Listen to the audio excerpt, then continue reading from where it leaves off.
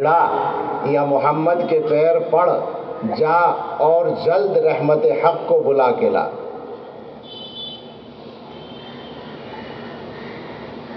اور ایک بزرگ شاعر حضرت عبدالرب صوفی رحمۃ اللہ علیہ کی ایک نظم سامنے ہے۔ عبدالرب صوفی صاحب حضرت مولانا محمد منظور نعمانی اور حضرت مفکر اسلام حضرت مولانا ابو الحسن علی میاں ندوی نور اللہ مرقدہ کے خاص صحبت یافتہ اور معتمد بزرگ شاعر تھے۔ فرماتے ہیں، صحابہ ہیں رسول پاک کی صحبت کی تاثیریں، صحابہ ہیں رسول پاک کی صحبت کی تاثیریں، یعلمہم کی تشریح ہیں، یزکیہم کی تفسیریں، کلام اللہ کے مثل کلام اللہ کے مثل اعتبار ان کا مسلم ہے، وہ عادل ہیں تو ناطق ہیں کلام حق کی تحریریں، کرام ان کو کہا اللہ نے بررا کہا ان کو، ملائک کو بھی ان القاب کی شامل ہے تفسیریں۔ کرام بررا کا مصداق ملائکہ بھی ہے اور صحابہ بھی۔ کرام ان کو کہا اللہ نے بررا کہا ان کو، ملائک کو بھی ان القاب کی شامل ہیں تفسیریں۔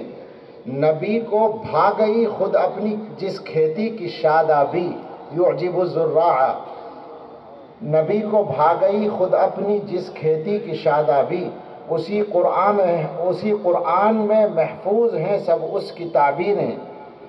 نبی نور خدا ہیں گو نہیں اس نور کا ٹکڑا، یہ صحیح نظریے کی تشریح ہے۔ نبی نور خدا ہیں گو نہیں اس نور کا ٹکڑا، صحابہ ہیں نبی کے نور کی پرنور تنویریں۔ جلال ان کا جمال پاک حق بن کر پکار اٹھا، محمد کی غلامی سے بدل جاتی ہیں تقدیریں۔ صلی اللہ علیہ وسلم، خود اس کی آنکھ ٹیڑھی ہے جسے ٹیڑھی نظر آئیں، خود اس کی آنکھ ٹیڑھی ہے جسے ٹیڑھی نظر آئیں، رسول پاک کے دستے مبارک کی یہ تعمیر ہے۔ حضرات صحابہ حضور کی تعمیر ہیں، حضور کی کمائی ہیں، ان میں اگر کمی نظر آتی ہے تو گویا حضور کی شان میں کمی نظر آ رہی ہے۔ خود اس کی آنکھ ٹیڑھی ہے جسے ٹیڑھی نظر آئیں، رسول پاک کے دستے مبارک کی یہ تعمیریں۔ صحابہ نے نبی پر اس طرح جانیں فدا کی ہیں کہ مٹ سکتی نہیں اب من قضا نحبہ کی تفسیریں۔ فمنہم من قضا نحبہ ومنہم من ینتظر، صحابہ کے بارے میں اللہ نے فرمایا کہ مٹ سکتی نہیں اب من قضا نحبہ کی تحریریں۔ لیے پھرتے تھے یوں حق کے لیے جانے ہتھیلی پر، کھینچی ہیں صفحہ من ینتظر پر اب بھی تصویریں۔ زمین قدس میں خون شہادت یوں سمویا ہے، صحابہ کا لہو ٹپکے اگر ذروں کا دل چیریں۔ وہی ہے دین حق، وہی ہے دین حق، ہم اور صحابہ جس پہ قائم ہیں، یہ ہوتی تھیں رسول پاک کی پرکیف تقریریں۔ فلاح دو جہاں ہے پیروی قوم صحابہ کی، عبث ہے کیجئے اس کے سوا گو لاکھ تدبیریں۔ صحابہ پر اگر شک ہے تو اپنے ہاتھ میں صوفی، یہ تخلص ہے شاعر کا، صحابہ پر اگر شک ہے تو اپنے ہاتھ میں صوفی، نمازیں ہیں دعائیں ہیں اذانیں ہیں نہ تکبیریں، کچھ بھی نہیں ہے۔ صحابہ پر اگر شک ہے تو اپنے ہاتھ میں صوفی، نمازیں ہیں دعائیں ہیں اذانیں ہیں نہ تکبیریں۔ اللہ ان کو ہماری طرف سے جزائے خیر عطا فرمائے۔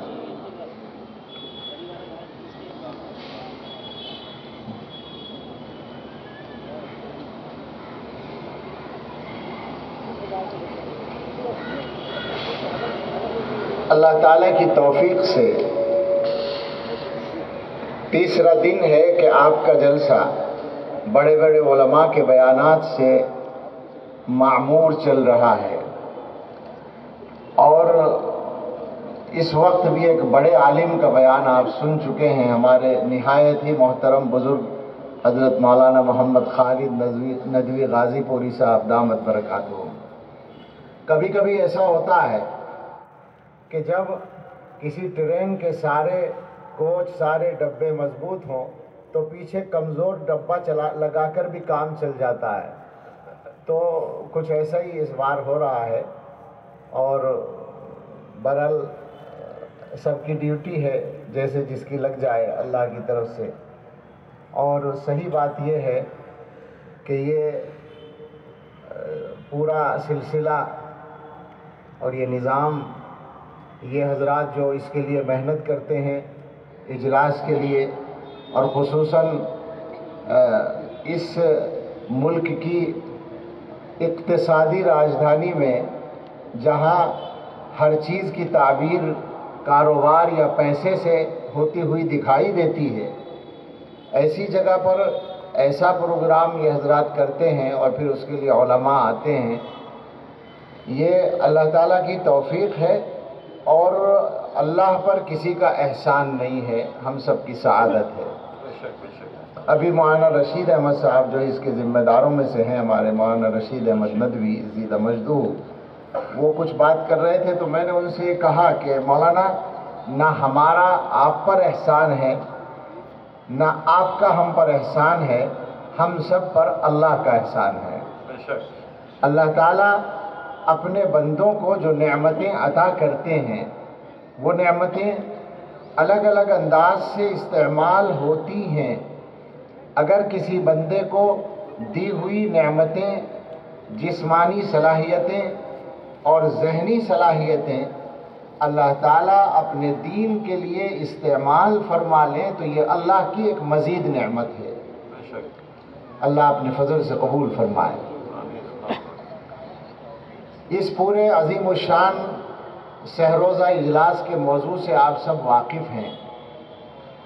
अज़मत सहाबा, तहफ़्फ़ुज़ सुन्नत, ये उन्वानात इसमें रहते हैं।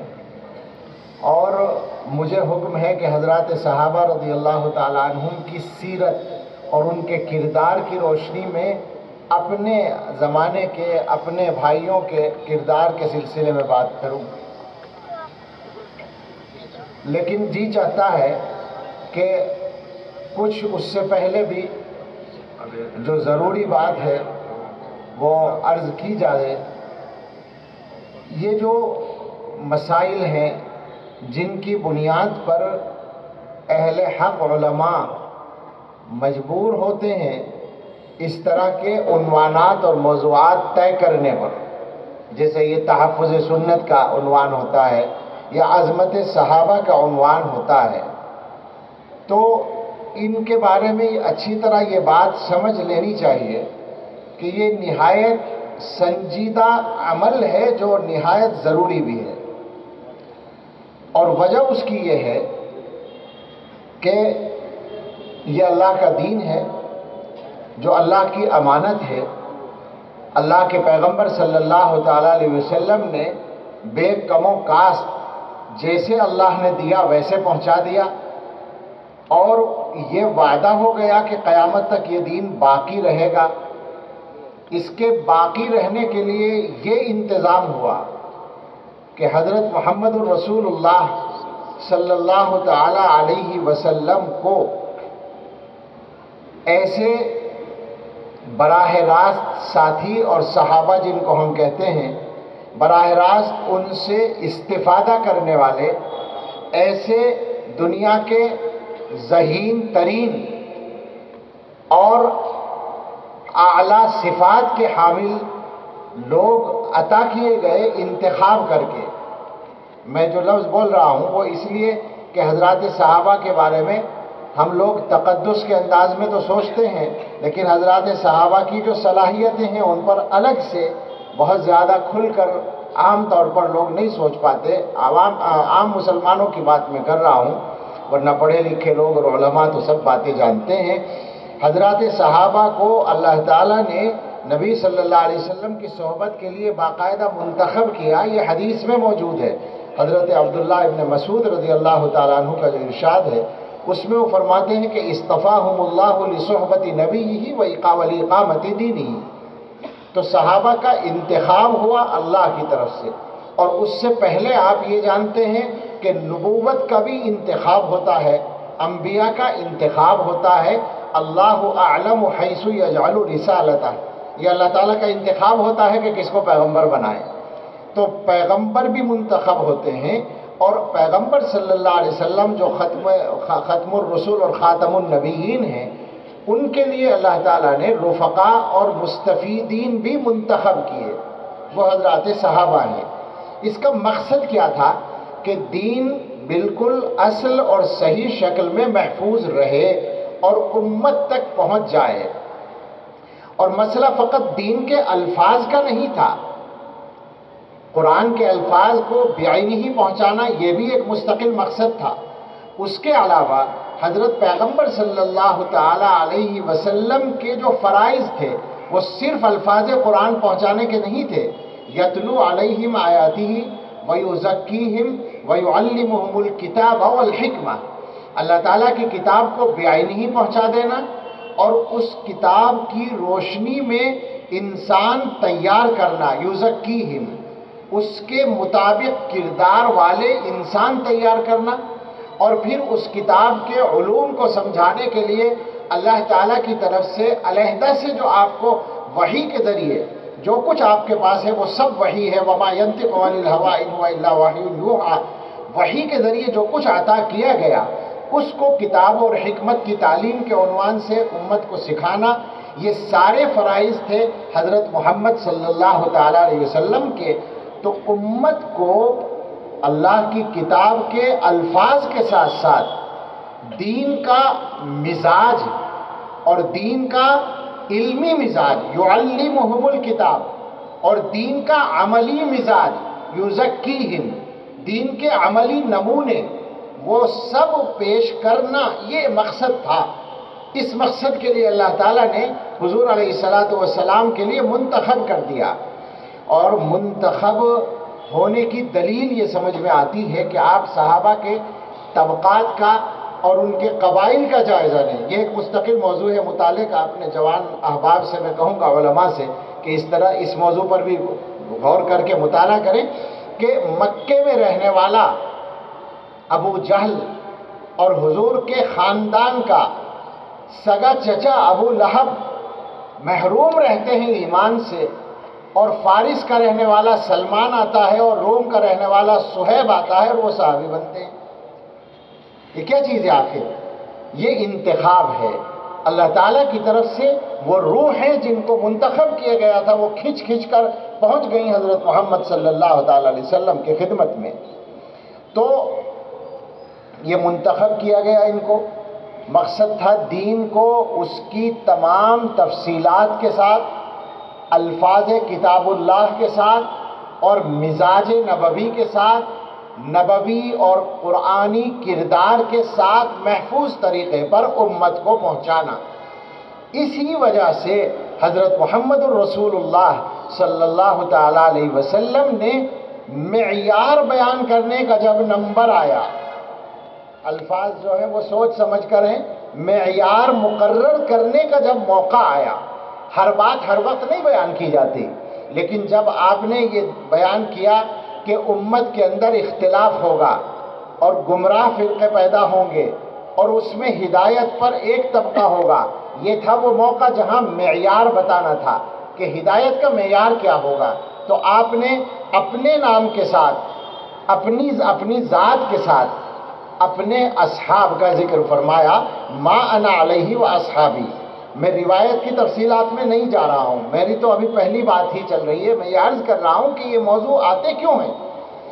حضور علیہ السلام نے امت کے سامنے معیار مقرر کر کے پیش کیا، میں ہوں پیغمبر، حضور نے بتایا، اور میرے ساتھ وہ لوگ ہیں جو پیغمبر نہیں ہیں، ان کے پاس اللہ کی وحی نہیں آتی ہے اور وہ معصوم بھی نہیں ہیں، ان سے غلطیاں بھی ہو سکتی ہیں۔ ایسے انسان جن سے غلطی ہونے کا بھی امکان ہے، وہ انسان انسانیت کے اعتبار سے اور انسانی اوصاف کے اعتبار سے اور اللہ تعالیٰ کی مرضی دنیا میں پوری کرنے کے اعتبار سے کتنے اونچے معیار پر جا سکتے ہیں، وہ دیکھنا ہے تو میرے اصحاب کو دیکھنا ہے۔ تو معیار بنا دیا اپنے ساتھ میں حضرات صحابہ رضی اللہ تعالیٰ عنہم کو۔ اب اس کے بعد یہ ہوا کہ شیطان اور شیطان کی نمائندگی کرنے والی طاقتیں، جن کی قیادت اس زمانے میں بھی، اور مجھے اگر میری معلومات زیادہ نہیں ہے، اگر غلطی ہو تو اصلاح فرمائے علماء، آج تک بھی ان طاقتوں کی قیادت یہودی قوم کرتی ہے، جیسا کہ مجھے سمجھ میں آتا ہے پڑھنے سے۔ یہودیوں نے رسول اللہ صلی اللہ علیہ وسلم کے وقت سے ہی لے کر یہ طے کیا کہ اسلام کو اس کی صحیح شکل میں باقی رہنے نہیں دینا ہے، لہٰذا انہوں نے اس معیار کو متاثر کرنے کے لیے محنت شروع کر دی اور سازشیں شروع کر دی، اور وہ اس وقت سے لے کر آج تک کرتے آئے ہیں۔ مجھے ایک لطیفہ سا یاد آ گیا اپنی گفتگو کا کہ ہمارے عالم اسلام کے موجودہ زمانے کے حکمرانوں میں سے ایک صاحب، سب جانتے ہیں، نام نہیں لینا ہے، موضوع بدل جاتا ہے، ایک ملک کے حکمران کی بات چل رہی تھی کہ وہ ایسی پالیسیاں نافذ کر رہا ہے، اس پر ہم لوگ بات کرتے ہیں، تو وہ کہنے لگے ایک صاحب کہ ایسا لگتا ہے، میں عمرے میں تھا، وہاں پر ایک صاحب مجھ سے بات کر رہے تھے، کہنے لگے ایسا لگتا ہے کہ یہ صاحب آپ کے یہاں کے صاحب سے سیکھ کر آئے ہیں، ہمارے حاکم سے، میں نام اس کا بھی نہیں لے رہا ہوں، کوئی ڈر نہیں ہے بلکہ موضوع بدلنے سے ڈرتے ہیں۔ انہوں نے کہا کہ یہاں کے حکمران جو ہیں وہ آپ کے یہاں کے حاکموں سے سیکھ کر آئے، ایسا لگتا ہے۔ میں نے کہا نہیں، ایسا نہیں ہے، بلکہ دونوں ایک استاد کے شاگرد ہیں، وہ الگ ہے، تیسرا ہے وہ، یہ دونوں آپس میں ایک استاد شاگرد نہیں ہے، بلکہ دونوں کا استاد ایک ہے۔ تو وہ جو استاد ہے اس نے پہلے دن سے یہ نشانہ مقرر کیا تھا کہ اسلام کو کسی نہ کسی طرح سے نقصان پہنچانا ہے، لہٰذا وہ جو حضرت محمد الرسول اللہ صلی اللہ تعالی علیہ وسلم نے معیار مقرر کیا تھا، اس معیار کو توڑنے کے لیے انہوں نے محنتیں کی۔ آپ نے تینوں دن حضرات صحابہ کے موضوع پہ بیانات سنے ہوں گے، اس نقطے کو ذرا سا ذہنوں میں بٹھا لیں، چونکہ اس سے ایک بڑا اشکال دور ہوتا ہے ہمارے زمانے کا۔ وہ معیار توڑنے کے لیے ایک کام تو یہ تھا، بھئی حضور نے 2 الفاظ بولے تھے، ما انا، میں، علیہ و اصحابی، اور میرے صحابہ، تو حضور کو مجروح کرنا اور صحابہ کو مجروح کرنا، یہ 2 ہی کام ہو سکتے تھے۔ تو حضرت محمد الرسول اللہ صلی اللہ تعالی علیہ وسلم کی ذات اقدس کو مجروح کرنے کا کام انہوں نے شروع سے کیا، صرف مجروح کرنے کا کام نہیں بلکہ جسمانی طور پر نقصان پہنچانے کی سازشیں کی، ان کا سحر کرنا، ان کا زہر کھلانا حضور کو، اور جان لینے کی طرح طرح کی تدبیریں کرنا، یہ تاریخ میں موجود ہے، حدیثوں میں موجود ہے، بالکل سچے واقعات ہیں۔ حضور پر پتھر گرانے کی سازش بھی کی گئی ہے، وحی سے حضور کو پتہ چل گیا ہے۔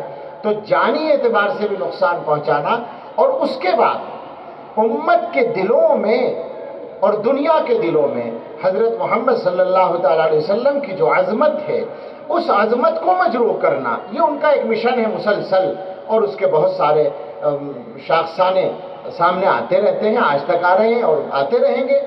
وہ تو قرآن میں پہلے ہی ہمیں بتا دیا گیا ہے، وَلَتَسْمَعُنَّ مِنَ الَّذِينَ أُوتُوا الْكِتَابَ مِنْ قَبْلِكُمْ وَمِنَ الَّذِينَ أَشْرَكُوا أَذًى كَثِيرًا، پہلی کتاب والوں سے اور مشرکین کی طرف سے تمہیں تکلیف دہ باتیں مسلسل سننی پڑیں گی، بہت سننی پڑیں گی، یہ تو قرآن میں بتا دیا گیا۔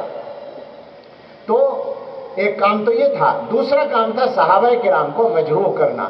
ظاہر ہے کہ حضرت محمد صلی اللہ علیہ وسلم کی شخصیت تو بالکل الگ ہے، وہ تو معصوم من اللہ ہیں، لہذا ان کو مجروح کرنا تو آسان نہیں تھا، کبھی بھی نہیں وہ کامیاب ہو سکتے اس میں، لیکن حضرات صحابہ کی مخالفت یا ان کے معیار کو مجروح کرنے کی جو سازش انہوں نے کی، وہ زیادہ ہی چالاکی کے ساتھ کی، اور وہ اس طرح سے کی کہ اہل بیت اور صحابہ کو ایک دوسرے کا مقابل بنا کر پیش کر دیا، اور اس کے نتیجے میں امت کا پہلا اختلاف سامنے آیا، شیعیت پیدا ہوئی، خارجی فتنہ پیدا ہوا، بالکل ایک دوسرے کے مقابل ہیں، یعنی رفض اور خروج میں، رافضیت میں اور خارجیت میں ٹکراؤ ہے آپس میں، مگر بنیاد دونوں کی ایک ہے، اور وہ ہے ما انا علیہ و اصحابی سے ہٹنا، حضرات صحابہ کے راستے سے ہٹنا۔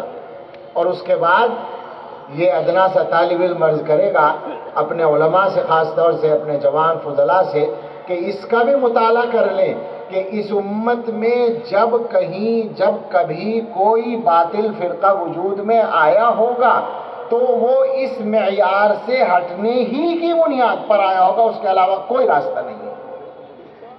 لہذا اب سوچیں ذرا کہ جب یہ ایک مسلسل سازش ہے اور اس پر کام ہوتا ہے اور لوگ آتے ہیں سامنے، تو کیا اہل حق علماء کی یہ ذمہ داری نہیں بنتی ہے کہ وہ صحیح راستے کو ہمیشہ واضح کرتے رہیں؟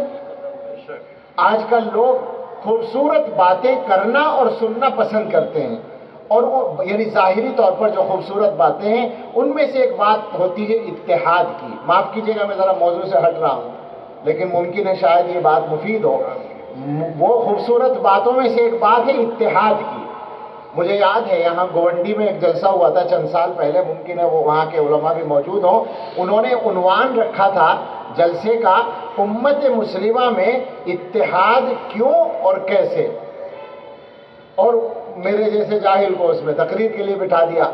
تو میں نے کہا کہ جناب آپ کا جو موضوع ہے اس میں دو سوال ہیں۔ پہلا سوال یہ ہے کہ امت مسلمہ میں اتحاد کیوں، اس کا جواب یہ ہے کہ کیوں نہیں، یعنی اس کے جواب میں سوال ہی کر رہا ہوں میں، امت میں اتحاد کیوں، جواب یہ ہے کہ کیوں نہیں۔ جب امت ایک ہے تو اتحاد ہونا ہی چاہیے، یہ بالکل سچی بات ہے، صحیح بات ہے، صحیح مطالبہ ہے۔ تو یہ سوال کوئی بنیادی اور اہم سوال نہیں ہے، یہ تو سب کا مانا ہوا مسئلہ ہے۔ لیکن دوسرا جو سوال ہے کیسے، اتحاد کیسے پیدا ہو، اس کے جواب میں دو صورتیں ہیں۔ میں نے عرض کیا تھا کہ اس کے جواب میں دو صورتیں ہیں۔ ایک صورت تو یہ ہے کہ میں اتحاد کے موضوع پر ایک پرجوش تقریر کروں،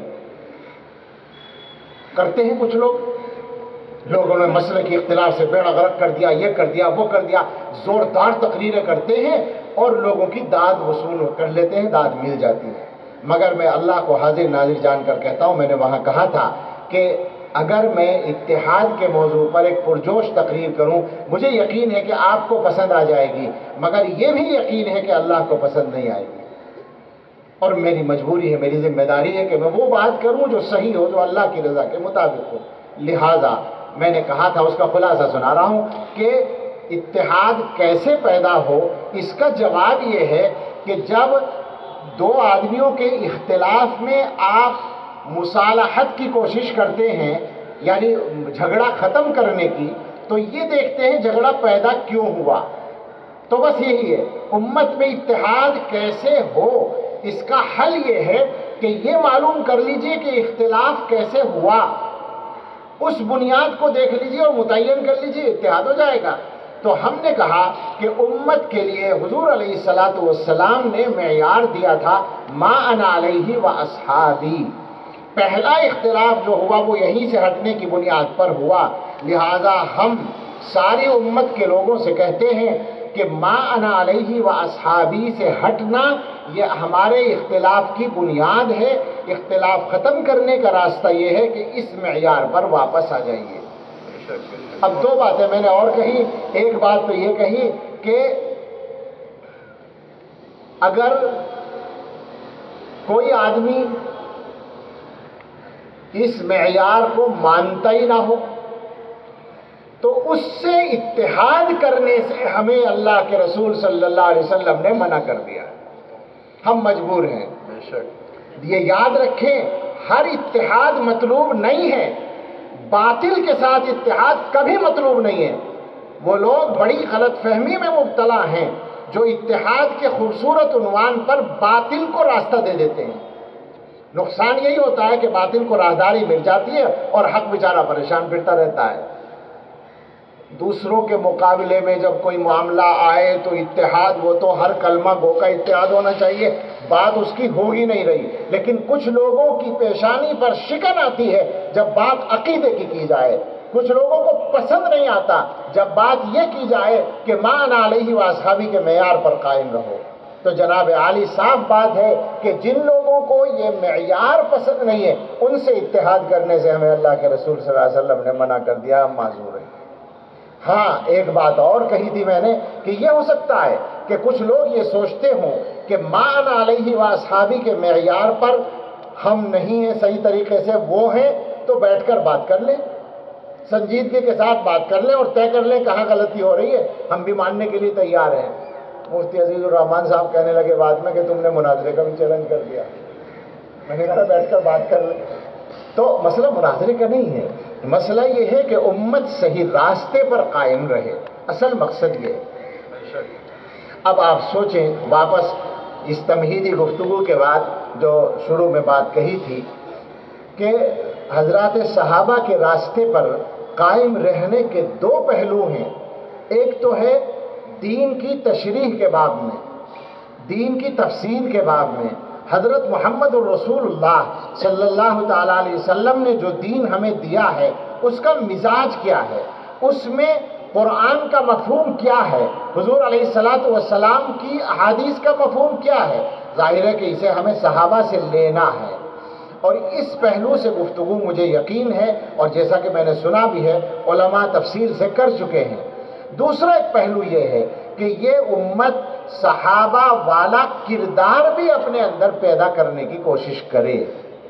تو آپ سمجھیں، تاریخ کے 1400 برس کی تاریخ کے اوراق کو سرسری نظر سے دیکھ لیں تو آپ ہمیں یہ بتائیں، بلکہ اپنے آپ کو بتائیں کہ اس امت کی تاریخ کا وہ دور کون سا ہے جس میں یہ امت سب سے زیادہ معزز نظر آتی ہے، سب سے زیادہ طاقتور نظر آتی ہے، سب سے زیادہ باروب نظر آتی ہے، سب سے زیادہ کامیاب نظر آتی ہے، جو منصوبہ بناتی ہے وہ کامیاب ہوتا ہے، جس میدان میں اترتی ہے وہاں کامیاب ہو کر واپس آتی ہے۔ وہ دور کون سا ہے؟ صحابہ۔ وہ دور صحابہ کرام کا دور ہے، اور رسول اللہ صلی اللہ تعالیٰ علیہ وسلم دونوں پہلوؤں سے پہلے ہی بتا گئے تھے کہ یہی ہوگا، خیر القرون قرنی ثم الذین یلونہم ثم الذین یلونہم۔ دونوں پہلو سے، دینی مزاج کے اعتبار سے بھی اور دنیا میں کامیابی کے اعتبار سے بھی۔ اور اس کے بعد امت کی تاریخ میں حضرات صحابہ کے کردار جس حد تک جس دور میں زندہ رہے اتنا یہ امت کامیاب ہوتی رہی، اور جیسے جیسے صحابہ کے کردار میں کمزوری امت کے اندر آتی رہی کردار کے اتباع میں، ویسے ویسے یہ امت کمزور ہوتی چلی گئی۔ آپ سے بطور مثال کے عرض کرتا ہوں، اس سے صحابہ کا کردار و مزاج بھی سامنے آتا ہے۔ مشہور حدیث ہے، سب جانتے ہیں کہ ایک مرتبہ رسول اللہ صلی اللہ تعالیٰ علیہ وسلم نے یہ فرمایا تھا کہ یوشک الامم ان تداعى علیکم کما تداعى الاکلۃ الی قصعتها۔ ایک وقت ایسا آ سکتا ہے کہ دنیا کی قومیں تمہارے خلاف ایک دوسرے کو ایسے دعوت دیں جیسے آدمی کھانا کھانے والے لوگ جو ہیں دسترخوان پر اپنے برتن کی طرف بلاتے ہیں کہ آئیے کھانا کھائیے۔ آپ جانتے ہیں حضور علیہ السلام جو مثال دیتے ہیں وہ دنیا میں قرآن کے بعد سب سے زیادہ بلیغ مثال ہوتی ہے۔ حضور کی مثال کا مطلب ہے کہ جب کوئی آدمی کھانا کھاتے ہوئے دوسرے کو کھانے کی دعوت دیتا ہے تو اس میں اس کی طبیعت میں کوئی ڈر اور خوف اور تکلف نہیں ہوتا۔ دنیا کی قومیں ایک وقت میں ایسا ہوگا کہ تمہارے خلاف ایک دوسرے کو بلائیں گی، کوئی ڈر نہیں لگے گا ان کو کہ ہم مسلمانوں کے خلاف بات کر رہے ہیں، کوئی خوف نہیں ہوگا، کوئی تکلف نہیں ہوگا، وہ بے تکلف بلائیں گی ایک دوسرے کو کہ آؤ بھائی مسلمانوں کے خلاف چل رہے ہیں۔ تو اب آپ غور کریں کہ اس حدیث کے الفاظ، حضور علیہ السلام کے یہ الفاظ سننے کے بعد صحابہ کا جو عام مزاج تھا اس کے اعتبار سے ہونا یہ چاہیے تھا کہ آمنا و صدقنا، ٹھیک ہے ایسا ہی ہوگا، جب حضور کہہ رہے ہیں تو ایسا ہی ہوگا، اور کیا ہوگا۔ حضور علیہ السلام کی بات پر تو ہمیں بھی یقین ہے، صحابہ کو تو کہیں زیادہ یقین تھا، مگر اس کے جواب میں حضرات صحابہ کی زبان سے ایک سوال نکلا ہے، وہ سوال صحابہ کا مزاج بتاتا ہے۔ صحابہ نے پوچھا یا رسول اللہ ومن قلت نحن یومئذ، کیا اس زمانے میں ہماری تعداد بہت کم ہوگی؟ ہم قلت کا شکار ہو جائیں گے؟ اس لفظ سے آپ غور کر کے سمجھیں کہ حضرات صحابہ کتنے تھے اس وقت، صحابہ کتنے تھے اس وقت میں۔ علماء یہ کہتے ہیں کہ حجۃ الوداع کے موقع پر 1,00,000 سے کچھ اوپر گئی ہے تعداد، صحابہ کرام کی تعداد 1,00,000 سے کچھ بڑھی ہے حجۃ الوداع، یعنی رسول اللہ صلی اللہ علیہ وسلم کی حیات طیبہ کے آخری وقت میں، بالکل 2-4 مہینے پہلے وفات سے اتنی تعداد ہے، اور یقیناً یہ ارشاد اس سے پہلے کا ہے۔ تو ایسے وقت میں جب صحابہ 1,00,000-2,00,000 کی تعداد میں ہیں، اس زمانے میں حضور کے الفاظ سن کر وہ یہ پوچھ رہے ہیں کہ کیا ہم بہت کم ہو جائیں گے؟ اس کا مطلب یہ ہوا کہ وہ اپنی تعداد کو بہت سمجھ رہے تھے۔ اور کیوں سمجھ رہے تھے؟ اس لیے کہ وہ یہ دیکھ رہے تھے کہ اتنی ہی تعداد سے ہمارا کام تو بالکل ٹھیک چل جاتا ہے۔ ہم بدر میں جاتے ہیں تو 313 جو ہیں ہزاروں کو نمٹا لیتے ہیں، اور ہم موتا میں جاتے ہیں تو چھوٹا سا ایک لشکر بہت بڑے لشکر کے مقابلے میں فتح کے جھنڈے گاڑ دیتا ہے، اور ہم تبوک میں جاتے ہیں تو چلیے 30,000 ہی کا لشکر تھا لیکن ادھر تو لاکھوں کی فوج تھی، اس پہ رعب ڈال کے آ جاتے ہیں۔ تو وہ یہ دیکھ رہے تھے کہ ہمارا کام تو نمبر 1 پر چلتا ہے اتنی ہی تعداد سے، وہ وقت کیسا ہوگا؟ آج صورتحال یہ ہے، صحابہ نے سوچا ہوگا کہ ہم مدینے میں بیٹھے ہیں، ہمارے آقا مدینے میں بیٹھے ہیں، اور روم اور ایران کے بادشاہ ڈر رہے ہیں، تو وہ وقت کیسا ہوگا کہ دنیا کی قومیں ہمیں ختم کرنے کے لیے ایک دوسرے کو بلائیں گی؟ کیا تعداد بالکل ہی نہیں رہے گی، بہت ہی کم ہو جائے گی۔ حدیث آگے دور تک ہے، حضور نے فرمایا تعداد کا مسئلہ نہیں ہے تو ایمانی کمزوری کا مسئلہ ہے، تمہارے دلوں میں کمزوری پیدا کر دی جائے گی، اور وہ کمزوری کیا ہے؟ دنیا کی محبت اور موت سے گھبراہٹ یا موت سے نفرت۔ مجھے تو اصل یہ عرض کرنا تھا کہ صحابہ کے مزاج کو سمجھیں آپ۔ تو حضرات صحابہ رضی اللہ عنہم کا جو کردار رہا ہے وہ یہ رہا۔ اب اس امت کو اگر عزت کا مقام واپس لینا ہے تو ظاہر بات ہے کہ صحابہ کی جو صفات ہیں ان کو اپنے اندر پیدا کرنا پڑے گا۔ بہت تھوڑا سا وقت ہے، اس لیے جلدی چند باتیں عرض کریں۔ صحابہ کی صفات میں سے آپ ذرا غور کر کے بتائیں، اگر قریب ہوتے چند لوگ ہوتے تو میں پوچھتا کہ آپ جواب دیں کہ سب سے زیادہ نمایاں صفت کیا ہے؟ اگر آپ دیکھیں گے تو سب سے زیادہ نمایاں صفت ہے ان کی محبت اللہ کے رسول صلی اللہ تعالیٰ علیہ وسلم سے۔ صحابہ کی یہ صفت ایسی ہے کہ ان کے واقعات کوئی بھی پڑھتا ہے تو ایک دم اس کے اوپر یہی اثر ہوتا ہے کہ بھئی عجیب عاشق تھے اللہ کے نبی صلی اللہ علیہ وسلم کے، عجیب عشق تھا ان کو حضور علیہ السلام سے۔ حضور صلی اللہ علیہ وسلم سے محبت ہم لوگوں کو بھی ہے، اور میں بالکل یہ نہیں کہتا کہ اس میں کوئی کمی ہے، یقیناً محبت ہے، لیکن محبت کے ظہور الگ الگ انداز سے ہوتے ہیں۔ محبت آج بھی یہی بات ہے کہ مسلمانوں کو سب سے زیادہ محبت حضرت محمد الرسول اللہ صلی اللہ تعالیٰ علیہ وسلم سے ہے، اس کا کوئی انکار نہیں کر سکتا۔ لیکن سوال یہ ہے کہ صحابہ کی جو محبت ہے اس کا ظہور کیسے ہوتا تھا اور ہماری جو محبت ہے اس کا ظہور کیسے ہوتا ہے، یہ فرق دیکھنا پڑے گا، تب پتہ چلے گا کہ غلطی کہاں ہو رہی ہے۔ محبت ہماری بھی ایسی ہے کہ ہمارے سامنے حضور کی شان میں کوئی گستاخی کرے تو ہمارا دل جیسے چیر دیا ہو کسی نے، ایسا محسوس ہوتا ہے، اور ہمیں کم سے کم کہنے میں تو تکلف ہوتا ہی نہیں کہ میں جان قربان کر دوں گا، اور اگر خدا نہ خواستہ موقع آئے تو مسلمان کر بھی دیتے ہیں قربان اپنی جان، ایسا بھی نہیں ہے کہ نہیں کرتے۔ لیکن سوال یہ ہے کہ یہ محبت جو ایک طاقت ہے، یہ طاقت صحابہ کے ہاں تو الگ انداز میں ظاہر ہوتی تھی، اور ہمارے ہاں بہت جذباتیت کے انداز میں آتی ہے، عملی طور پر سامنے نہیں آتی۔ تو سوچیں کہ اللہ کے رسول صلی اللہ علیہ وسلم کی محبت کا صحابہ کے یہاں جو مفہوم تھا وہ یہ تھا کہ محبوب نے جو کہا اور جو کیا بس وہی ہمیں کہنا ہے، وہی ہمیں کرنا ہے، سیدھی بات ہے۔ ان کان حبک لو کان حبک صادقا لاطعتہ ان المحب لمن یحب یطیع۔ وہ اس کا پہلا شعر بھی سن لیں، تعصی الہ وانت تظہر حبہ ھذا لعمری فی الخیال بدیع۔ وہ اللہ پر بات کر رہا ہے شاعر، اللہ کی نافرمانی بھی کرتے ہو اور اللہ سے محبت کا بھی دعویٰ کرتے ہو، یہ تو کچھ انوکھی سی بات ہے میرے خیال میں، ایسا لگتا ہے کہ یہ بات تو ایسی ہی ہے۔ اگر تمہاری محبت سچی ہوتی تو تم اطاعت کرتے. محبت کرنے والا اپنے محبوب کی اطاعت کرتا ہے، اپنے محبوب کی بات مانتا ہے. آپ سوچیں کہ صحابہ کرام کے، میں واقعات بیان کرنے کا میرے پاس موقع نہیں ہے، لیکن محبت رسول کے ساتھ اطاعت رسول، یہ صحابہ کرام کی زندگی کا کتنا نمایاں وصف ہے، آپ سوچیں ذرا. اور پھر اطاعت ہر معاملے میں، یعنی رسول اللہ صلی اللہ علیہ وسلم ان کو خبر سناتے ہیں کہ تمہارے یہاں جو ایک بالکل محبوب غذا کے درجے میں ہے، جس کے تم عادی ہو، یعنی شراب، اللہ نے اسے حرام کر دیا.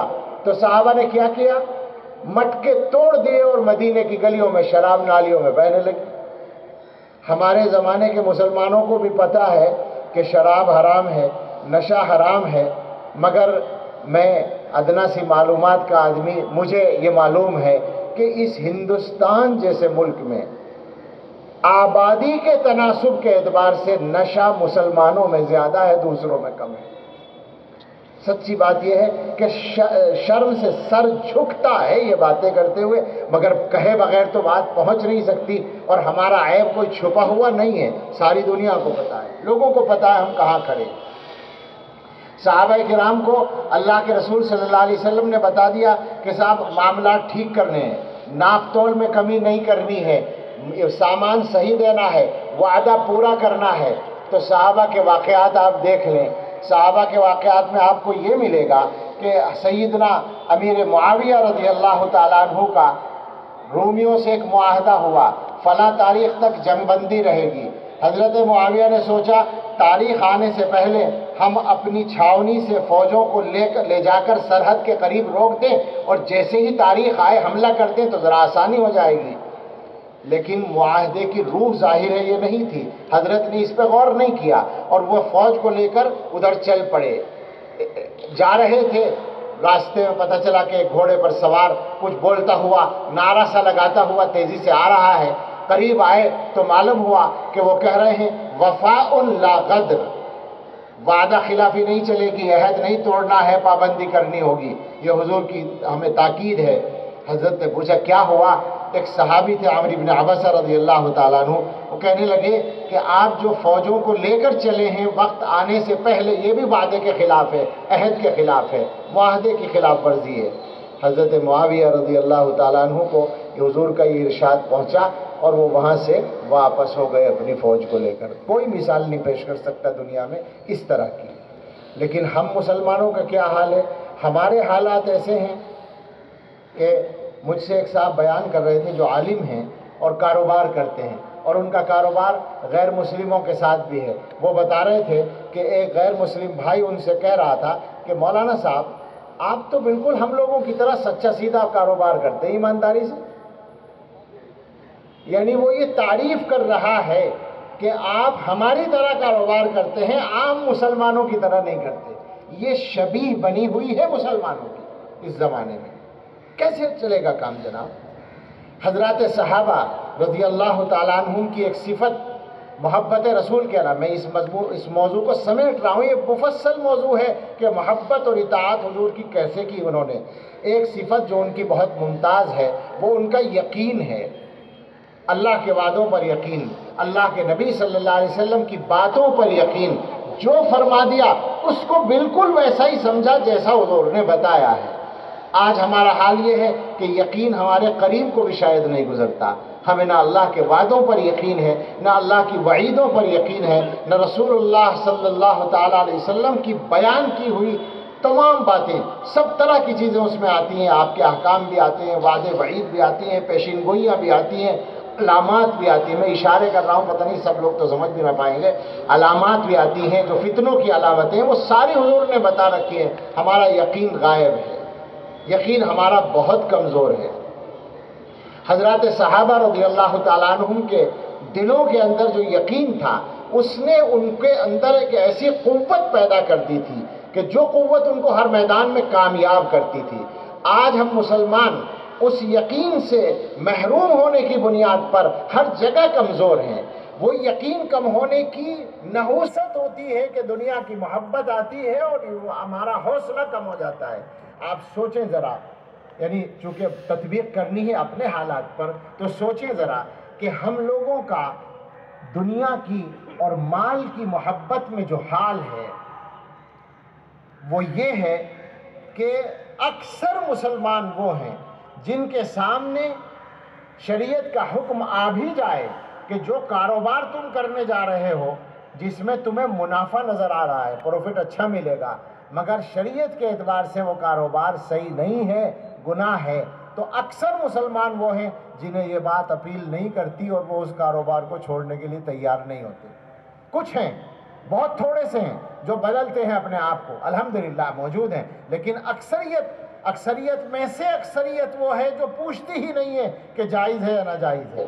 اور کچھ وہ لوگ ہیں جن کو پتہ چل جاتا ہے، مفتی صاحب بتا دیتے ہیں یا علماء بتا دیتے ہیں، اس کے بعد بھی وہ یہ سوچتے ہیں بھائی یہ تو بڑا مشکل مسئلہ ہے، کہاں سے کمائیں گے، اس جائز ناجائز کے چکر میں اگر رہے تو پھر تو ہمارا کاروبار ہی نہیں بڑھے گا۔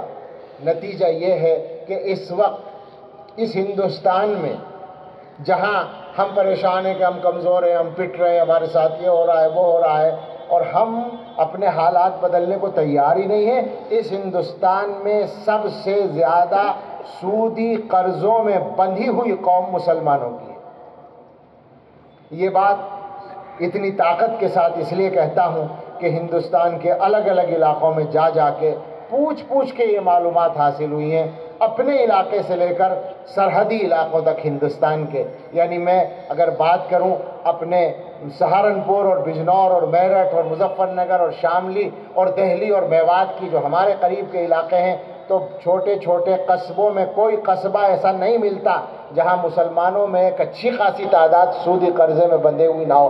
اور جب ہم آگے چلتے ہیں دوسرے صوبوں میں نکلتے ہیں تو جناب عالی وہ گجرات ہو یا مہاراشٹر ہو یا مدھیہ پردیش ہو یا آسام ہو یا تمل ناڈو ہو یا کرناٹک ہو یا بنگال ہو یا بہار ہو، کہاں کی بات کریں جہاں یقین کے ساتھ معلومات حاصل کی ہیں ہم نے، ہر جگہ کے مسلمان سودی قرضے میں بندھے ہوئے ہیں، اور اس قرضے کی جو نحوستیں آ رہی ہیں وہ اتنی زیادہ۔ حالانکہ آپ سوچیں اللہ کے رسول صلی اللہ علیہ وسلم نے تو ایسی رہنمائی فرمائی ہے، صحابہ حضور کی رہنمائی پہ عمل کرتے تھے نا، تبھی تو وہ کامیاب ہوتے تھے۔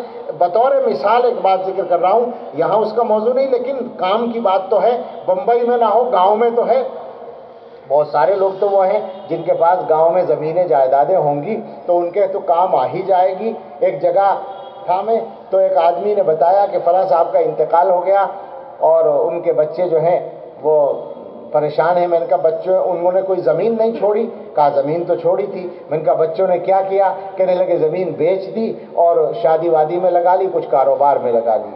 میں نے کہا یہی وہ مصیبت ہے جس نے زمین والے مسلمانوں کو کنگال بنا رکھا اس زمانے میں، جبکہ ہمارے آقا ہر چیز میں انگلی پکڑ کر چل رہے ہیں ہمارے ساتھ۔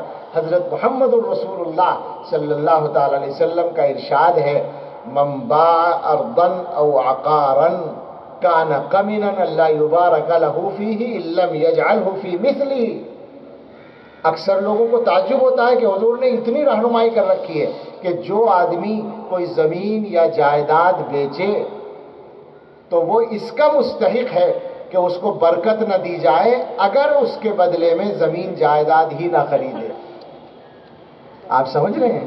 حضور نے یہ بتا رکھا ہے کہ اگر جائیداد بیچو تو بدلے میں جائیداد خریدو ورنہ برکت نہیں ہوگی۔ میرے ایک دوست نے مجھ سے کہا کہ آپ یہ بہت نصیحت کرتے ہیں اور میرے والد کا انتقال ہو گیا اور قرضہ بہت چھوڑا ہے، میں ادا ہی نہیں کر سکتا اگر زمین نہ بیچوں تو میں کیا کروں؟ میں نے کہا اس کا بھی اللہ تعالیٰ حل نکالیں گے۔ میں نے غور کر کے ان کو مشورہ دیا کہ زمین بیچو اور آدھی قیمت سے قرض ادا کرو اور آدھی قیمت سے سستی جگہ پر زمین لے لو، اللہ تعالیٰ اسے قیمتی بنا دیں گے۔ حدیث پہ عمل ہو جائے گا کہ جائیداد کے بدلے جائیداد خرید لیں۔ تو کہنا یہ تھا کہ رسول اللہ صلی اللہ تعالیٰ علیہ وسلم کی ہدایات تو جائز چیزوں کے بارے میں بھی اس انداز سے ہیں کہ کامیابی کے راستے کھل جاتے ہیں، دنیا کے معاملات میں ایسے ہیں کہ کامیابی کے راستے کھل جاتے ہیں۔ حضرات صحابہ کی صفات کی اگر ہم بات کریں تو مثال کے طور پر یہ بات یاد آتی ہے جب ہم اپنا آپس کا معاملہ دیکھتے ہیں کہ حضرات صحابہ ایک دوسرے سے آپس میں محبت کرنے والے تھے، رحماء بینہم، ایک دوسرے کے ساتھ مہربان تھے، ان کے درمیان اختلاف نہیں تھا، یہ بات تو بڑی عجیب لگے گی کچھ لوگوں کو، صحابہ کے اختلافات تو لڑائی تک پہنچے ہیں، جنگوں تک پہنچے ہیں، تو آپ سمجھ لیں حضرات صحابہ سے لڑنا بھی سیکھیے اگر سیکھنا چاہتے ہیں۔ مشکل یہی ہے کہ ہم تو صحابہ سے کچھ سیکھنے کو تیار نہیں ہیں۔ زندہ معاشروں میں اختلاف بھی ہوتا ہے، مگر وہ اختلاف مقاصد کا اختلاف نہیں ہوتا۔ حضرات صحابہ آپس میں اختلاف کرتے تھے رائے کا، چھوٹی چھوٹی چیزوں میں بھی اختلاف ہوتا تھا، بڑی بڑی چیزوں میں بھی ہوتا تھا، اور جنگیں تک لڑی ہیں انہوں نے آپس میں۔ یہ بات کوئی چھپانے کی بات نہیں ہے، مگر مقصد ان کا اس وقت بھی ایک ہی ہوتا تھا، اللہ کو راضی کرنا، اللہ کے دین کو غالب کرنا۔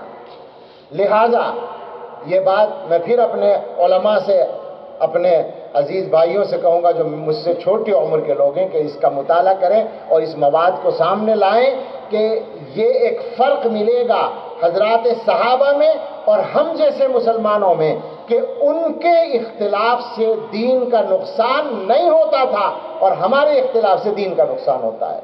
اس لیے کہ وہ اختلاف کرتے تھے تو اللہ کے لیے کرتے تھے، اور ہم اختلاف کرتے ہیں تو مفاد کے لیے کرتے ہیں۔ اور مفتی صاحب یہیں سے ایک مسئلہ اور حل ہوگا۔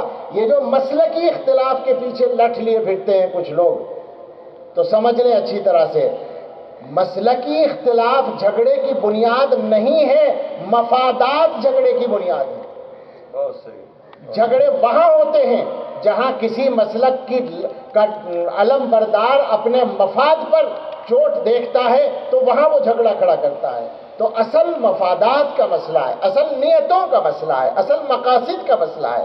حضرات صحابہ جنگیں لڑ رہے ہیں، اور عین جنگ کے زمانے میں دو لطیفے پیش آتے ہیں۔ لطیفہ تو ایک ہے، ایک تو بہت سنجیدہ بات ہے۔ سنجیدہ بات تو یہ ہے کہ وہ جنگ لڑنے والے مقابل حضرت علی رضی اللہ عنہ کے مقابل حضرت معاویہ رضی اللہ تعالیٰ عنہ عین جنگ کے زمانے میں مسائل پوچھنے کے لیے آدمی کو حضرت علی کے پاس بھیجتے ہیں۔ کسی مسئلے میں ان کو رائے قائم نہیں ہو رہی ان کی، تو وہ حضرت علی سے معلوم کراتے ہیں، پوچھ کر آؤ مسئلہ کیا ہے، جن سے لڑ رہے ہیں۔ اور لطیفہ یہ ہے کہ حضرت علی رضی اللہ عنہ کے سگے بھائی حضرت عقیل ابن ابی طالب لڑتے ہیں اپنے بھائی کے لشکر میں، اور شام کو کھانا کھاتے ہیں حضرت معاویہ کے دسترخوان پہ جا کر رضی اللہ تعالیٰ عنہ۔ اور یہ کمال حضرت عقیل سے زیادہ حضرت معاویہ کا ہے کہ وہ اپنے مقابل کے بھائی کو اپنے دسترخوان پہ بٹھا کے کھانا کھلا رہے ہیں۔ اچھا انتہا یہ کر دی، حضرت عقیل ذرا صاف گو زیادہ تھے، ان سے کہا کسی نے کہ یہ کیا کر رکھا ہے، لڑتے ادھر سے کھانا یہاں کھاتے ہیں۔ کہنے لگے کہ حق ان کے ساتھ ہے، کھانا یہاں اچھا ملتا ہے۔ تو اب یہ تو اپنی جگہ مسئلہ ہے کہ امت بھی یہ مانتی ہے، اہل سنت بھی مانتے ہیں کہ رائے حضرت علی رضی اللہ عنہ کی صحیح تھی، حضرت معاویہ رضی اللہ عنہ سے اجتہادی غلطی ہو رہی تھی۔ لیکن سوال یہ ہے کہ کردار کیا تھا، مزاج کیا تھا، اختلاف کا ادب کیا تھا۔ سوچیں ذرا حضرات صحابہ رضی اللہ عنہ کی زندگی سے ہم کیا کیا سیکھ سکتے ہیں۔ تو اگر اس جلسے سے یہی پیغام چلا جائے کہ ہم میں سے ہر آدمی حضرات صحابہ کی زندگی کا مطالعہ کرے اور اپنے زمانے کے حالات پر اس کو منطبق کرے، صحابہ کے معاشرے کو دیکھیں، صرف صحابہ سے مراد مرد نہیں ہے، صحابہ سے مراد عورتیں بھی ہیں جو حضرت نبی اکرم صلی اللہ تعالیٰ علیہ وسلم کی صحابیات ہیں، ان کے کردار کو دیکھیں، ان کے آپس کے معاملات کو دیکھیں، آپ کو ان کے درمیان بھی ایسی محبت کے اور ایک دوسرے کے احترام کے اور یقین کے اور ہمت کے اور مدد کے اور مہمان نوازی کے اور کردار کی بلندی اور پاکیزگی کے واقعات مل جائیں گے کہ ان میں سے کچھ بھی اگر ہمارا ماحول اختیار کر لے تو ہمارے ماحول کی برائیاں بڑی حد تک دور ہو جائیں۔ ہم سب یہ عہد کریں کہ حضرت محمد الرسول اللہ صلی اللہ تعالیٰ علیہ وسلم نے اپنی محنت سے جو حضرات صحابہ کی شکل میں ہمارے لیے نمونے تیار کیے تھے، ظاہر ہے کہ اللہ کے نبی صلی اللہ علیہ وسلم تو پیغمبر تھے، ان کی ذات کے بارے میں کوئی کہہ سکتا تھا بھائی وہ تو پیغمبر تھے اس لیے انہوں نے ایسا کر لیا، تو اللہ نے انتظام کر دیا کہ پیغمبر کے علاوہ بھی انسان ایسے ہو سکتے ہیں جو پیغمبر کا نمونہ ہوں، ان کے نمونوں کو تمہیں اپنی زندگی میں اختیار کرنا ہے. ہم سب اس کے لیے تیار ہوں اور پڑھیں اور سمجھیں اور علماء سے اس کو سیکھیں اور حضرات صحابہ کے ذہن و مزاج اور کردار کو اپنے ذہن و مزاج و کردار میں اتارنے کی